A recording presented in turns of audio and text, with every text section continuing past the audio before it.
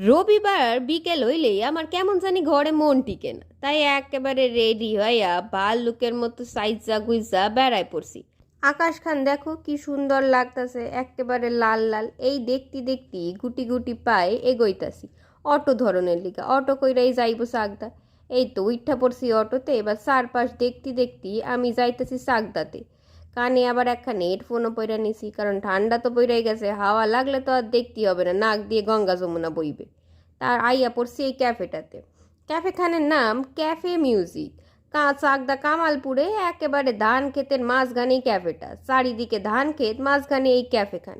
ক্যাফেখানের নিচেও বসার জায়গা আছে, আবার উপরেও বসা যায়। আমরা উপরেই গেছিলাম। তবে লাইটের জন্য একটুখানি পোকা আছে, বাকি সবই বেশ সুন্দর। খাওন দাওনও সুন্দর বেশ।